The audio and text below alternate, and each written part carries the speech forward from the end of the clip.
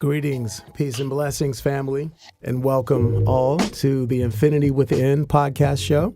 Just wanted to say to you all, we're glad to be back here again today, and we have a special guest in our midst, a sister actually that I've met.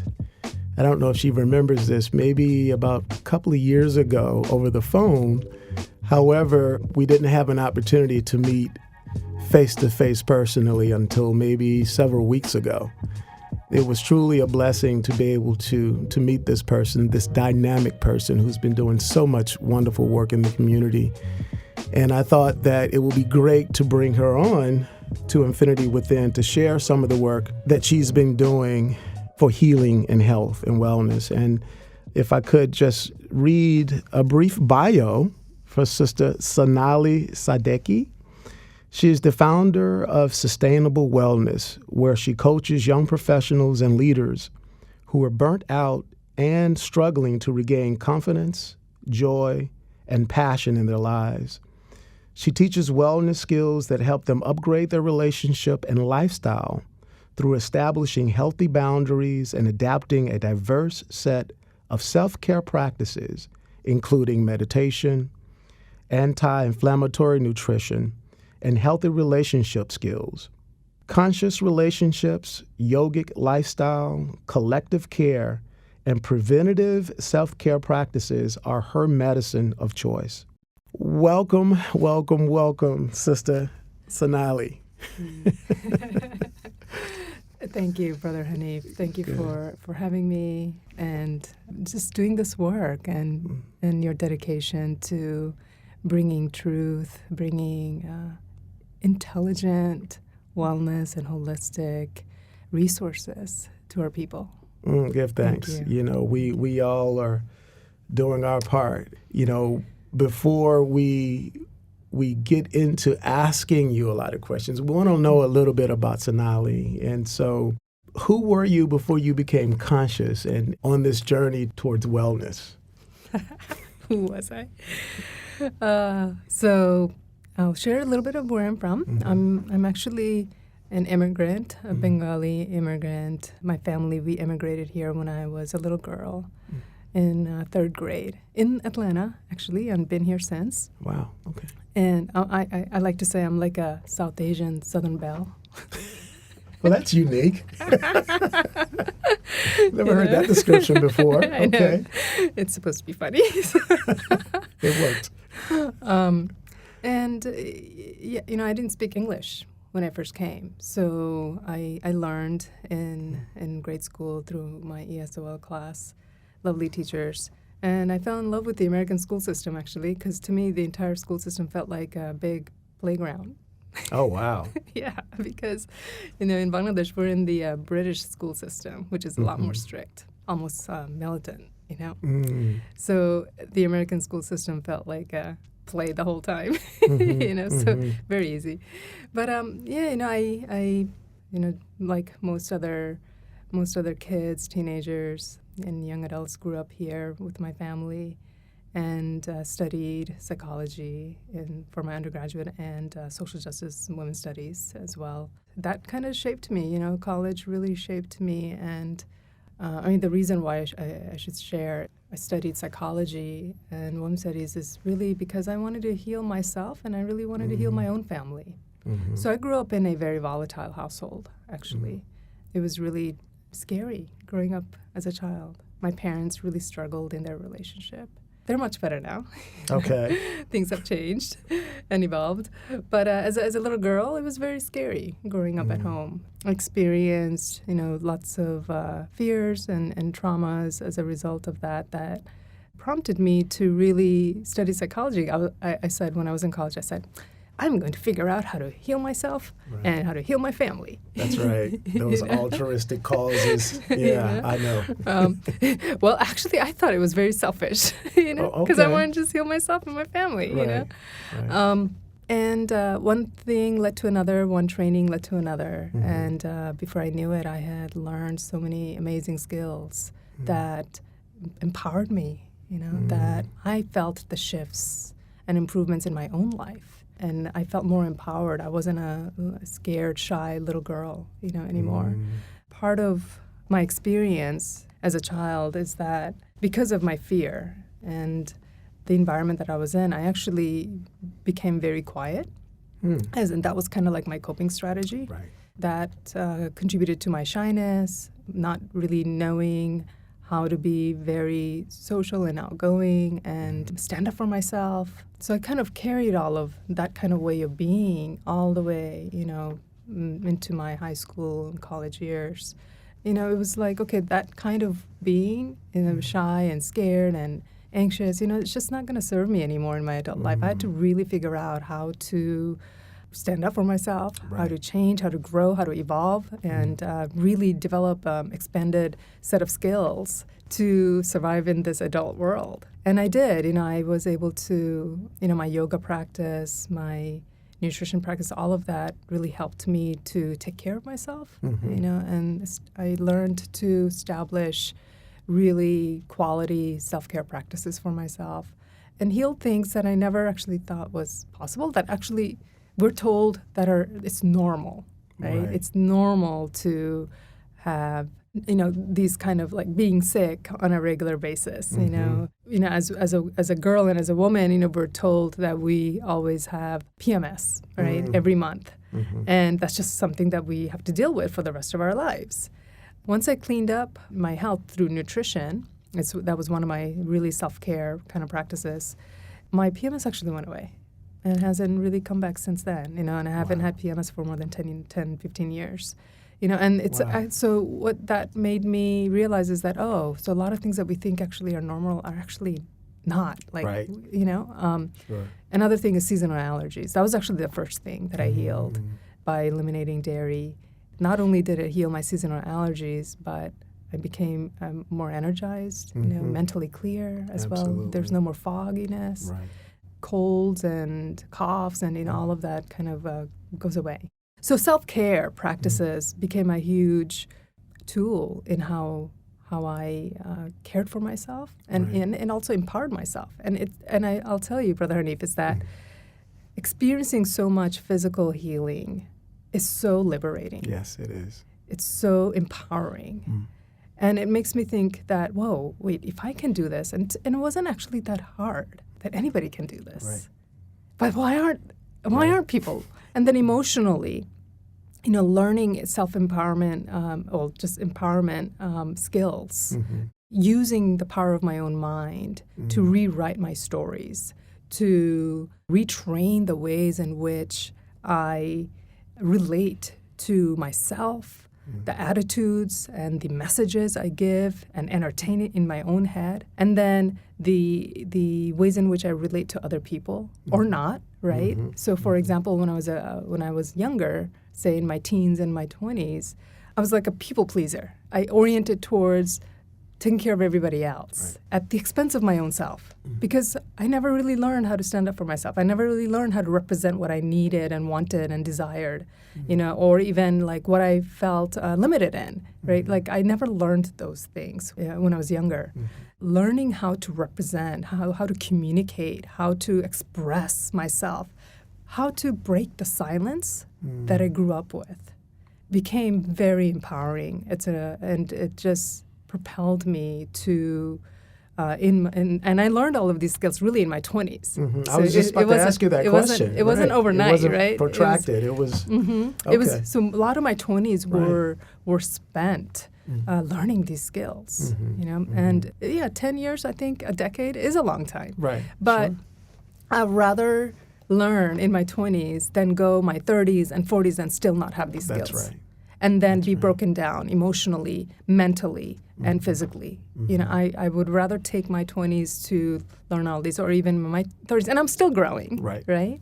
And I'm still learning from the healing arts, and I'm learning from the people around me. I'm learning from master teachers. I'm learning, and it's an ongoing journey. Why did you decide to make this part of your life's work?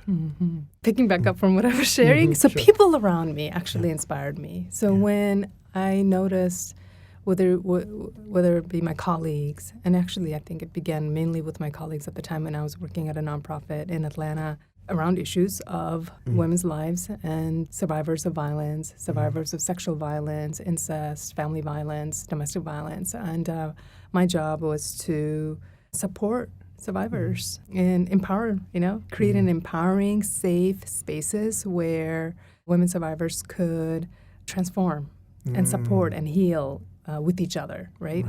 And I was a community organizer and a facilitator in that work. And my colleagues, as well as surrounding folks and just people that I was engaging with around that time, which was in the early 2000s, they started asking me, hey, Sonali, teach me what you're doing, And so I did. I started just as almost like a hobby. It was just on the side, because it was mainly a personal practice at this point. I was not already professionally doing that work. I was more of a community organizer, an activist, around women's issues. And so I started offering little workshops here and there, totally makeshift. Oh, wow. It was to me, it was more like play. I'm just having fun with my women circles, and they really liked it. They really loved it, and they were like, Sonali, you need to do this for real. To me, I received that as a message from the universe. Wow. It's confirmation. Sonali, this is where you need to go. And I actually enjoyed it. So I said, oh, why not? I'm actually enjoying this. So let's get serious about this. And one thing led to another, and now it's become my life's work. And this is exactly what I do full time. I work with young adults in their 20s and 30s that are burnt out or that are struggling, that are stressed out, that are that are dealing with anxiety, that are dealing with relationship issues, whether it be romantic or family related or work. With coworkers. So a lot of the young leaders that I work with are young professionals, like team leaders or whatnot. And I support them with how to create healthy working environments, healthy in the sense of relational health, communication, inspiring, right? Empathetic working environments. And then with the young women and young men, I work with them more on an intimate level, more with their relationships, whether it be with their families or their loved ones or their romantic partners. Or even with their own self. How do they handle their own self? How do they represent their own boundaries? Right? How do they show up? And they also get educated on their inner resources.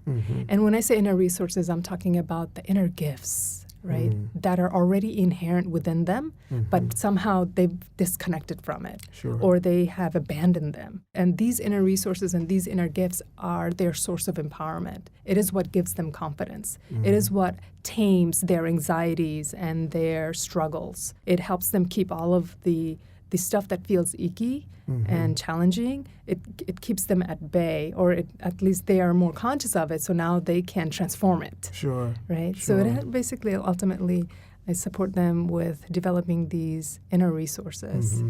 It's interesting that there was a scholar, psychologist out of Florida State, Dr. Naeem Akbar. And one of the things that he talks about is that we have everything already within us. It's a matter of bringing it out, right? And so what I hear you talking about, that's what you're doing. That's what your work is entailing, bringing out those gifts that we already have that have been laying dormant. And we know that we live in a system a lot of times that wants to suppress that genius that's in all of us. But to be able to bring it out and allow people to see that ultimately we can heal ourselves if we know the steps and the processes to go about doing so. Why did you choose the different certification models that you utilize in your program? Great question. I was very intentional about what programs and what certifications I wanted. And I chose the ones that I felt were most needed in today's times. And what I saw a lot of my clients struggling with is unaddressed trauma, unaddressed overwhelm and anxiety, right, and depression. These are a result of unaddressed conditions that our body is holding on to as a result of conditions that are happening in our life or has happened in our life, whether it be through family life or work or, just different types of stress, and not having the skill set to better handle ourselves Right. within these conditions that are actually very damaging to our nervous system. And so the resiliency skills that I teach, these are self-regulation skills, and these help my clients be better able to handle themselves and actually transform their nervous system, bolster their nervous system, strengthen their nervous system, right? And through self-regulation practices that are really reorganizing the brain. We're actually changing the brain. The neural pathways. The neural pathways. Absolutely. Yeah. So what that does is that it gives power back to the person. If the brain has been stimulated by chronic stress and overwhelm, then it's only going to react more stressfully. Absolutely. However, if we can create space and time and block out some time throughout our day, even if it's like 5 minutes here, 10 minutes there, 2 minutes here, throughout the day, and we reinforce the brain with the calming practices or the practices that actually help the body and the person feel alive and more connected to their sense of calmness and joy, then we will experience more of that. Right. That's just how the brain functions. Absolutely. And to know this is so powerful. Yes. To me, it is the most powerful aspect of being a human creature. We can actually reshape and reform at an individual basis, which then means we can do it at a collective basis. Absolutely. I was just reading something about trauma, and they were talking about this whole pain paradox. The way that I understand it is, once we experience some form of trauma, what we naturally do is disassociate. We don't want to address it. We run away from it, unfortunately. But the only way that we're really going to heal from that is that we face it head on, that we deal with it. Interesting enough, when you're talking about the brain, which is another issue, we know that trauma also affects the body, right? But what they were talking about was how we're so conditioned to operate from the limbic part of our brain, right? This whole fight or flight. And if we don't have time to process it, right, to let it go to the prefrontal cortex, where we're able to reason, to metabolize those different traumatic experiences, right, we will continue to relive it over and over and over again. And so when you talk about the power that we have to begin to, heal ourselves, it's a wonderful thought to have. It's empowering. It is. It's so it's so hopeful. Right. Like these skills, the practices, they're actually so easy that even kids can do them. Right. If they can learn it, then adults can learn Sure. it. This is easy, and it actually doesn't. It's nothing extraordinary. It's not like we're asking an hour-long practice. It's actually literally. Even if it means 2 minutes in the morning, 5 minutes here, in between transitions, in transitions throughout your day. It's just taking that time to reinforce your body, your mind, your nervous system, just with these practices. And there's a particular way to practice. It's not just any old meditation, or we actually call them resiliency skills. And it's all about turning the attention back into the body, paying attention body sensations that feel calm and pleasurable. Because the more the sensations that feel good and pleasurable, that are associated with pleasurable memories and joyful memories, guess what you're doing? You're just reinforcing those neural pathways. And so then they become more and more prominent. Right. And then that becomes your experience because they're becoming more prominent, rather than the stressful and the overwhelming and the anxious neural pathways. So it's just a matter of overcrowding out the negative so the positive can take over. Right. It's really that's what's happening at a neurological level. Wow. But we've been so inundated with stress and anxiety and depression and all of that. Sure. That's what we're experiencing, and that's what we're embodying. But it's really that we can overcrowd all of that out. Without making this too metaphysical, it brings me back to the understanding of even quantum physics and quantum mechanics, right? Being able to, however you focus as the observer. Yes. Right? you're able to ultimately create matter in such a way where it could be used to your benefit or to your advantage, right? Or it could also be used negatively as well. What you focus on comes or manifests itself. Yes. Right? And so it's interesting, when I think about the ancients, as above, so below, and as within, so without, they had this understanding of looking at the cosmos to be able to understand who we are on a microcosmic perspective, right? And that's ultimately what we're doing. We're understanding how the universe works in such a way because we're ultimately part of the universe as well. And so I feel as though the objective or what my mission is in my daily struggles to heal myself and be one is to know who I am, right? Man, know thyself, and to thine self be true. The masters have left that for us. I appreciate the fact that you're able to utilize that in a very structured, measurable kind of way in your practice to ultimately get people to see and understand who they are. We have a saying, and goes exactly with what you're saying, is that where attention goes, energy flows. Absolutely. It's really that simple. I love it. It's interesting how we can just break that down and it seems so simple.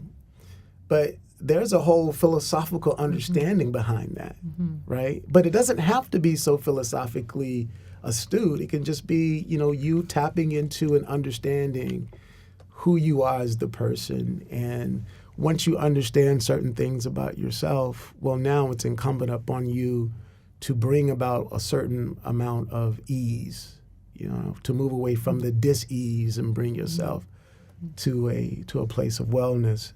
So the other layer of my work, and I combine both of these with the clients that I'm working with. The resiliency skills are about work on yourself, things that you can do on your own. And of course you can teach it to your loved ones too, and help them, absolutely. But it's ultimately an independent practice, okay? Now the communication skills is a relational skill. Yes.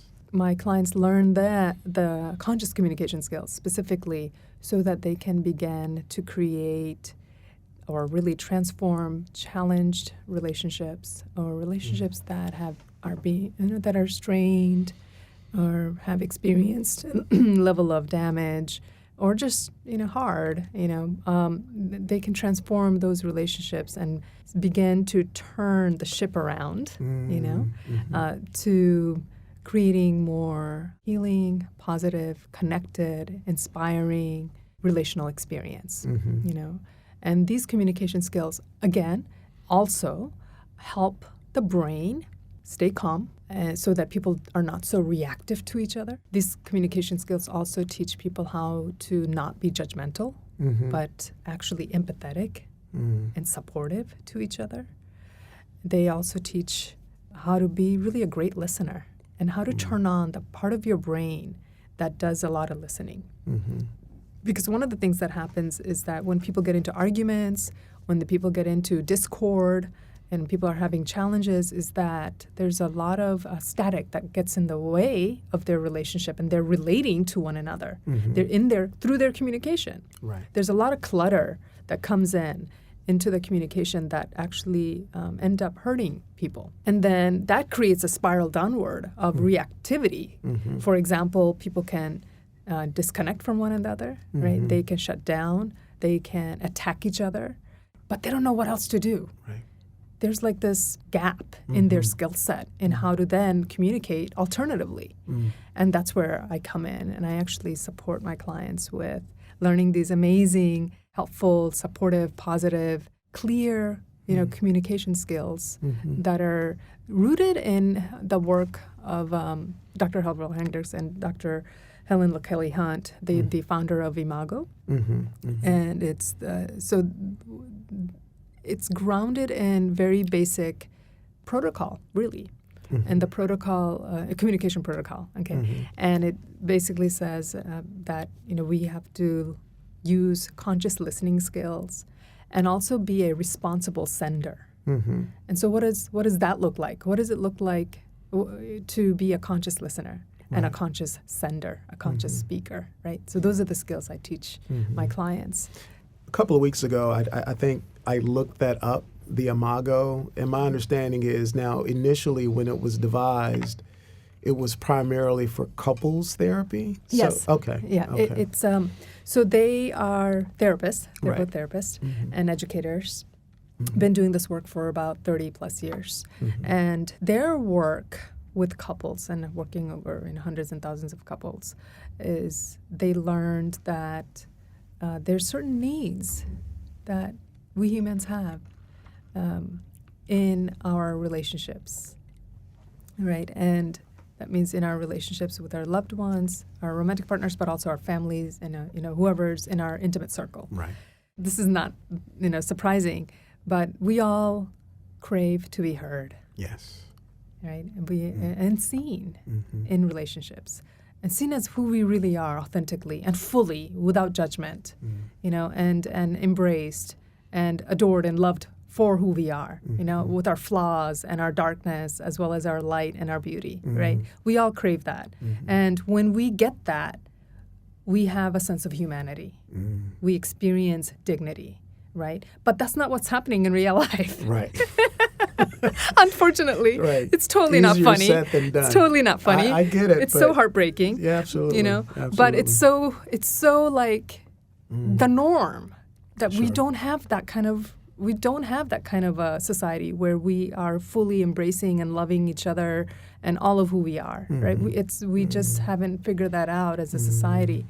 I think that trauma is still there. Yes, You yes, know? Yeah. yes. Which we can open up a totally different tangent here if you want to go there. But there's trauma that really that I like to frame it as the effects of colonization. Absolutely. Right. Absolutely. I don't Let's think go we there, don't. sister. I don't know if we Let's have go time for there. that. No. We have probably do another show on that one. Real talk. Because we have to look at all of the forces that are out there that are being a hindrance to us to be well, right? And we have to be real about it. Yes. We know that institutionalized racism, the system itself, plays a part with Absolutely. that, right? Colonization plays a part with that. Yes. And we have to address that if we're truly talking about being honest about healing ourselves. Yes. Right?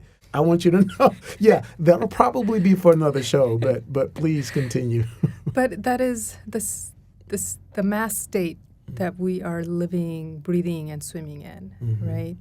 And what colonization has done is that it has. Well, let's look at what is colonization. It's about overtaking without consent, right? It's about. This show is about to get real dark. warning to listeners. We're planting seeds. Okay, right? Just a trigger warning here. But genocide. We're talking about violence, mass killing, mass. All kinds of stuff, right? And we're still living in a society that much of that has not been healed. Right. There's not been any reparations. And in fact, there's actually continued violence that only replicates what has already happened 200 plus years ago. Okay, and then there's more, right? And then we have another set of violence and people of African descent being stolen and forced and then displaced here and then used and misused and abused. It's just layers after layers, right? We can just keep talking about the darkness of all of that. And 200 years is not that many years ago. Right. Unfortunately. Right. This is recent times. Sure. And we're still in it. Sure. To really sit with what that means for then what our society today and then our nervous systems today. For all that is unresolved at a mass level. The healing work that I do at the individual level is contextualized in this greater level, in the mass level. Okay, it all has to be taken into consideration. And therefore, it becomes even more important for us to do the individual work as much as we possibly can, because that's the one thing we can control. Right. At least today, right? And there's a lot of things, yes, we can do as a society, as a group, as a collective to address more of the bigger, the macro level issues, the systemic issues. But we need collectives and groups and communities to do that work together, okay? And that's a slower work, but the individual work, the individual healing work, we can do that right now. That's right. We can do it right now in this show. That's we right. We can take the audience through a practice right now, You know what, sister? If you would like, please feel free to do that. Maybe we can end with that. Okay. Yeah. All right. Okay. Let's do that. Let's make note of that we will end with a healing practice that we could do right now. I love it. So spontaneous. So there's the micro work, which is the individual, the relational, one-on-one things that we can do with our loved ones. That's the intimate sphere. And that's something that is more accessible. As long as we begin to learn these skills, skills of transformation, the healing skills, the wellness skills, the relational skills. What has been the benefit of, let's say, people who come to you, your clients? How have they transformed going through your work? What have they noticed? What have been some of the testimonies, if you will? Yeah, so I won't mention any specific names. I'll give them a pseudonym. How about that? So I'm working with a young professional, a young gentleman. I'll call him DJ. Okay, and he has been working with me for almost 2-3 months now. Okay, and he initially came to me because he was really having a struggle with his ex, who's the mother of their children, right? His baby's mama. That's what they say. And he really wanted to maintain peaceful relationship with her, even though they're not actually together anymore, because they have kids. They have to raise the children together and all of that, and it makes sense. But he was feeling really just like she wouldn't value his opinions, and actually was accusing him of not being there and not being responsible, and she wouldn't trust him with the kids, and so it was really hurting him, and I said, okay, so let's see what we can do with upgrading some communication skills. See if we can, so what he did is he started learning these skills. He learned how to relate with her in a way where she would begin to respect him more. Ultimately. That's so important. Okay, so, and we're like in our 3rd or 4th month. He's now telling me that they're able to have full conversations where she actually listens, and she's actually curious about what he thinks now. Oh, wow. And he feels more confident in relating with her. He doesn't feel devalued anymore, so he's just respected. And he actually feels like their relationship is way, way more connected than it had been ever. To the point where now, he's telling me this, okay, where she is starting to treat him the way that he had been relating with her with his new skills. Oh, wow.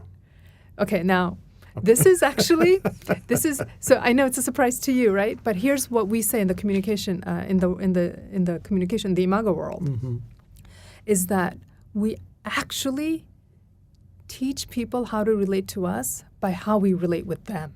So in other words, we have to become the role models first. Absolutely. We have to become the role models first. Right. The burden is on us. Sure. If we don't like something, it's on us to change it up. Wow. Okay, and instead of putting it on the other person, and that's what a lot of us do. We always blame the other person for not treating us well. Right. Okay, but we don't look at ourselves and what we need to change and upgrade and transform ourselves. Sure. Right, and at the end of the day, we really can't control other people's behavior. Right. We can only control our own. Right. Which means we can only take responsibility for our own skills or lack thereof.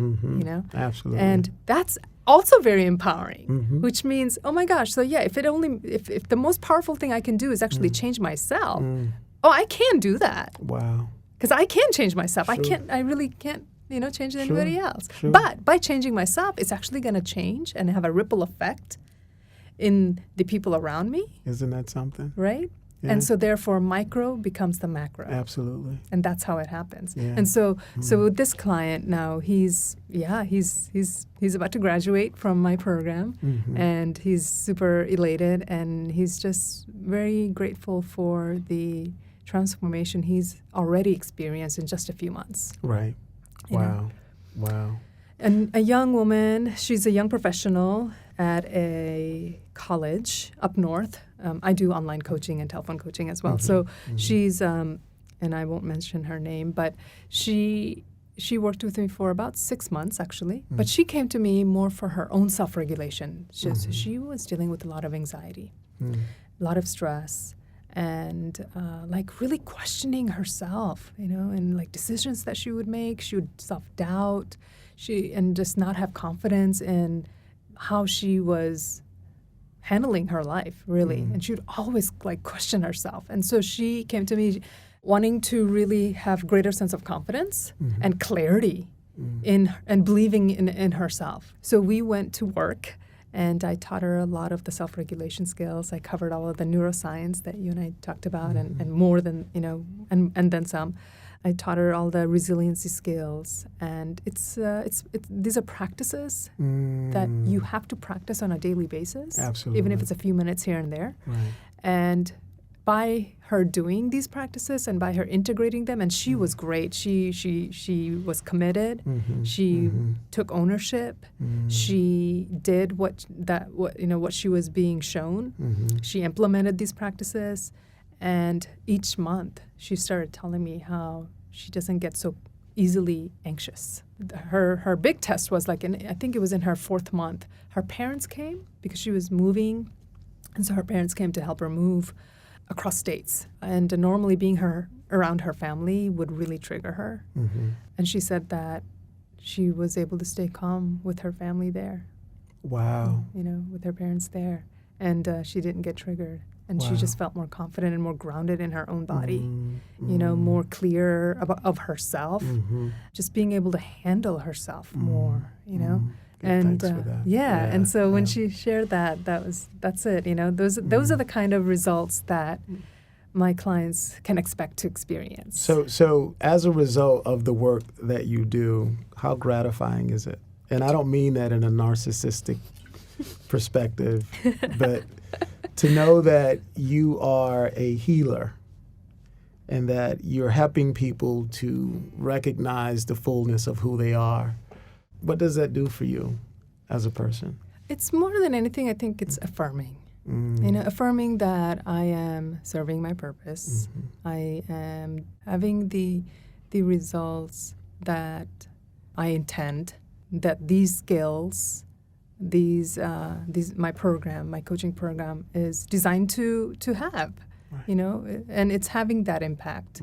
And so it's having that impact. And so it feels affirming, and it feels like, okay, yeah, this is needed, and it is what is needed today by the collective nervous system of where we are as people. Yeah, it's just what's helping, right? Yeah. And I'm grateful that I listened to my intuition, listened to the universe, and listened to my colleagues and the people around me when they said, Sonali, you need to do this, you know? I'm grateful that I did, and that I am doing it. And then I'm grateful that the clients that I work with are committed. They, because they're committed and dedicated, and they desire the changes and the improvements in their own life, I'm grateful that they follow through accordingly. Right. You know? Sure. They actually do the work. That's right. And therefore they experience the fruits of it all. You know, they experience the benefits that come, the results that come with doing this, you know, transformational work. Sure. So who would you say were maybe your biggest influencers or mentors? So, gosh, yeah, there's a lot. I wouldn't be here without a lot of the teachers that have supported me throughout the years. I would say, of course, you know, my parents, and they drilled into me to do good for the world and be helpful to the world. So that was first. I would say my parents were my first teachers. My actual, I would say, teachers, Adil Pakavela, he is my yoga master teacher, who's the founder of Purna Yoga. Mm-hmm. And I bring up yoga because yoga is so all-encompassing. It's so holistic already, you know, beyond just the asana practice. There's a philosophical, the spiritual, the nutritional, there's so much to it. And integrity, and being of service to the world and supporting humanity is a very yogic call. Yoga wants us to work on ourselves so really we can improve the world. Absolutely. So Adil, my teacher, he is a solid human being, a solid master teacher, and he's very much into supporting living in alignment with my soul's calling, and he really teaches that. And then I would say Wendy Patterson, Bob Patterson, who are my Imago relationship, Imago communication facilitator. Is that here in teachers. Atlanta? Yes, they're here. Okay, wow. They're in Atlanta. Nice. They have their own business, P2 Partnerships, and they've taught me firsthand all the Imago skills, and they're wonderful. Okay, so then women's empowerment and really like all my social justice orientation to how I do my organizing work comes from my college professor, one of them, Julie Kubala, Dr. Julie Kubala, and she's also here in Atlanta, at Georgia State. From her, what I really learned is how to be an empowered woman. There's so many more I could name. Another comrade and fellow healer and activist that I also learned from a lot is Kara Page, who's also a co-founder of Southern Kindred Healing Justice Collective. Okay. You want to talk a little bit more about that? We, mid-2000, so about 2006, 2007, came together really as a result of a lot of burnout and even suicide and stress and overwhelm that we were noticing on the ground in the social justice movements across the South, at least. I've come into this work really as an activist and specifically working around women's issues, and racial justice, working around healing justice, disability justice, all of those, environmental justice, a lot of these movements, there was just a lot of challenge and struggle, stress, overwhelm, burnout, all of that. And there was this kind of attitude in the activist scene, burning out or giving and giving and giving of yourself at the expense of yourself, really. It was kind of glorified. Sure. It's like if you did at that, you're like the, awesome like activist, But that's not helpful to our movement. Right. Being burnt out is not helpful to anybody. Right. And doesn't feel good. Absolutely. And so we were addressing, a lot of that, a lot of this kind of way of being, like doing things at the expense of ourselves. It's part of unresolved trauma. Sure. Right. And on a mass level. And it's self-destructive at the end of the day, where we don't practice healthy boundaries, where we don't support each other. And what I mean by that is like as a group, but as an organization, there's no healing kind of attitude, right? Like we got to take care of each other, which is so ironic. Because social justice work is about taking care of the world and taking care of society, right? Absolutely. Sure. And so, so part of what we do was really rooted in, like, how do we resource, how do we reorganize and educate ourselves as movement leaders and organizers so that we are more resilient, and we're also educated in how trauma functions in our movements, and that's so important. I really appreciate you bringing that up, because you're right. I mean, we do get burnt out a lot, and understanding that we have to find ways in which we're able to restore, ourselves to continue to do the work. I'm really happy to hear that you guys are on that mission. I think that's really good stuff. How could people reach out to you for your services? Yeah, one easy way is just to, you can check me out on Instagram. It's Sonali Wellness, one word, SONALIWELLNESS. And you can also check out my website, sustainable-wellness.com. Wonderful, wonderful. And then I wanted to ask you, what 3 books have you read that made the most impactful, profound effect, or has had the most profound impact on your life? So I'll share these are also the books I tend to recommend to clients. So one is called The Space in Between, and it's by Dr. Harville Hendricks and Dr. Helen LaKelly Hunt. It covers the imago content. And then the other one is The Body Keeps Score by Dr. Vessel Vanderkook, which is really a lot about it's about trauma, how trauma functions, and resiliency, and a lot of science in that, and a lot of research studies in that book. So it's kind of like academic.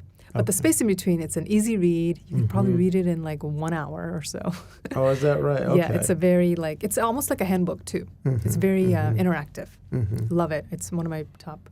The other one is Getting the Love You Want, also by Dr. Harville Hendricks and Dr. Helen LaKelly Hunt. And that's kind of academic-ish as well. They cover a lot. They cover a lot of some science and research, as well as a lot of practical tips and suggestions.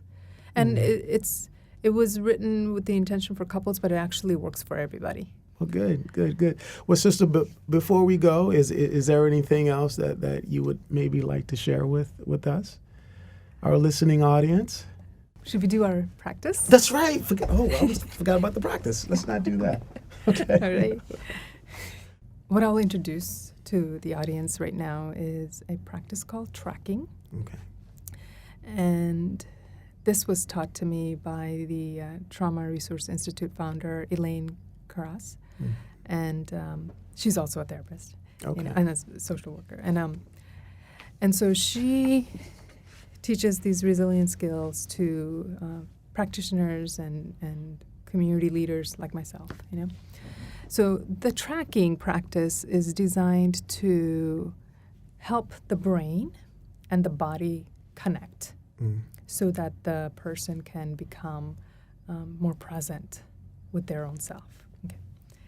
So with that, let's begin. Okay. So you and the audience, I want to invite all of you to come to a comfortable position. That may be that you are seated, or maybe that you're lying down, or maybe you're standing against the wall, whatever's comfortable to you.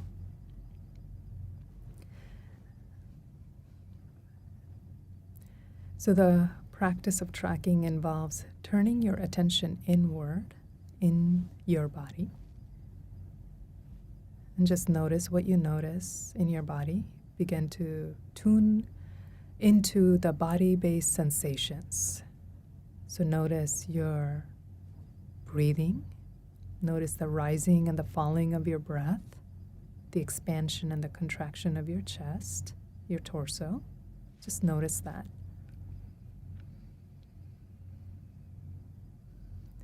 And notice how when you breathe, notice how your skin is making contact with the fabric.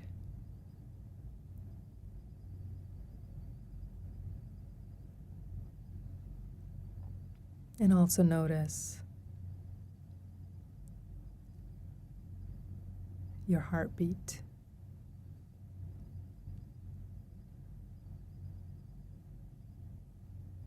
Maybe you notice the heartbeat and maybe you don't. Either way is okay.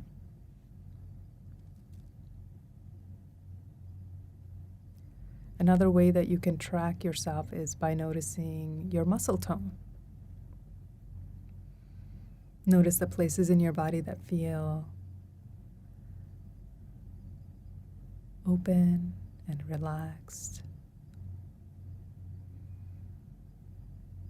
And just notice also places in your body that might not feel so open or so relaxed.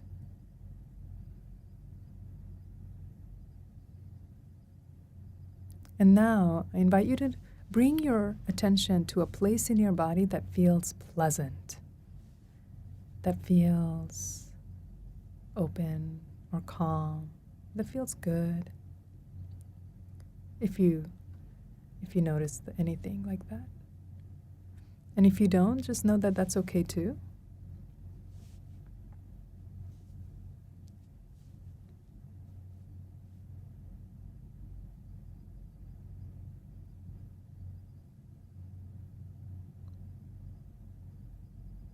Notice also temperature changes, or the diversity of different temperatures that you might be experiencing right now. Places in your body that feel cooler, and then other places in your body that feel warmer.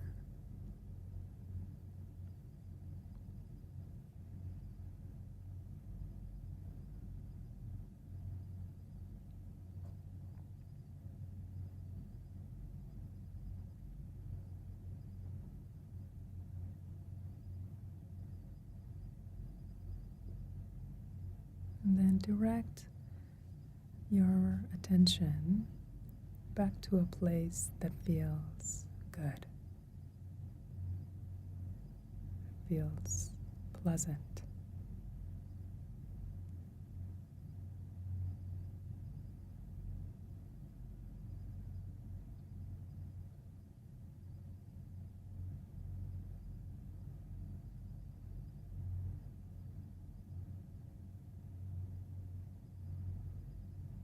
Maybe take another breath or two there with that awareness.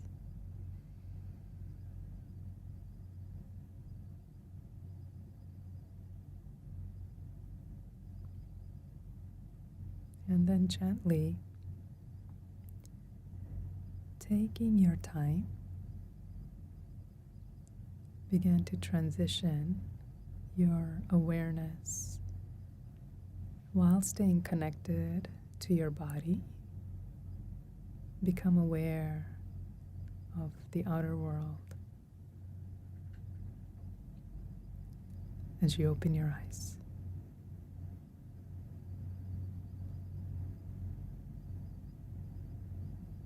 And let yourself take in the outer world when you're ready.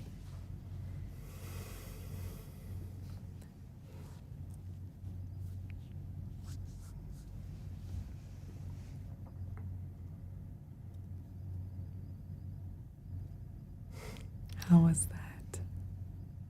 Looking for the right word to say. It was beautiful. It was good. How did that feel in your body? It relaxing, calming, grounded, and centered. And even as I open my eyes, it's still there. The presence is there, and so. Wow, that was good. Thank you very much, sister. I appreciate that. Give thanks. Thank you. Let me first say that I really appreciate you taking the time to bless us and bring that good energy here. It was very informative. I think the work that you're doing is so needed. And prayerfully, you will keep doing that work and people will keep seeking you out, because clearly I know that you're doing some very transformative things here with this. So keep doing what you're doing, sister. We appreciate you. Thank you for having me. Absolutely. Absolutely. Thanks to the audience for listening. Absolutely. Absolutely. Thank you. All right, peace.